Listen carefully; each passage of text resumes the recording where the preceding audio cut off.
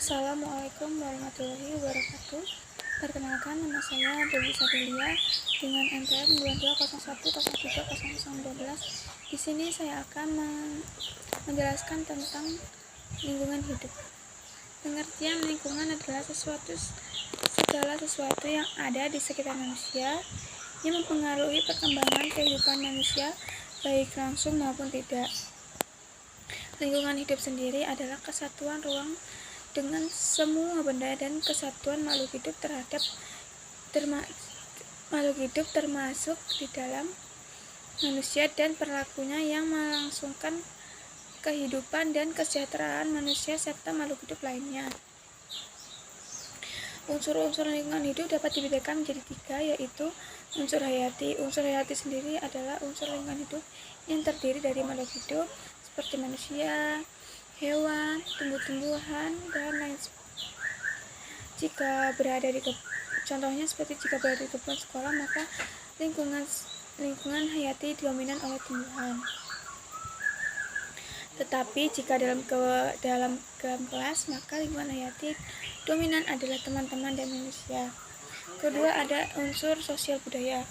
Unsur sosial budaya sendiri yaitu lingkungan sosial yang dibuat manusia yang merupakan nilai sistem, gagasan, dan keyakinan dalam berperilaku sebagai makhluk sosial.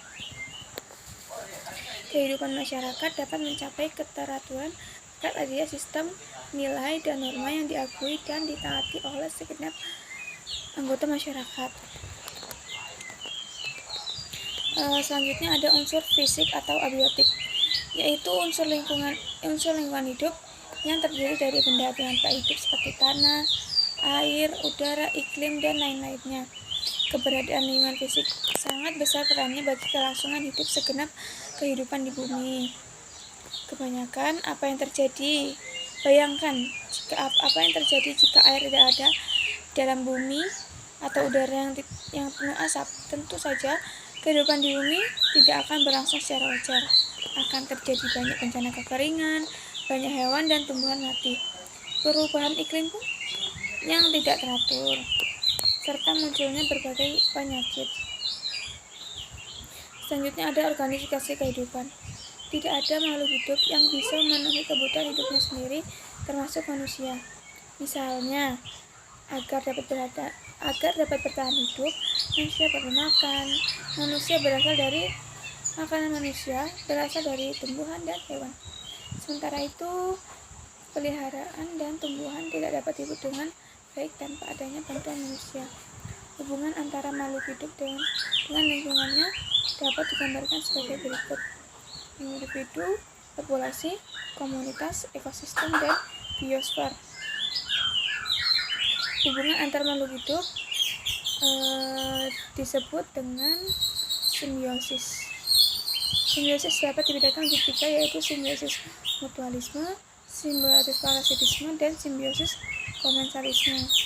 Hubungan lingkungan hidup dengan lingkungan dalam suatu ekosistem terjadi hubungan timbal balik antara komponen biotik dan komponen abiotik.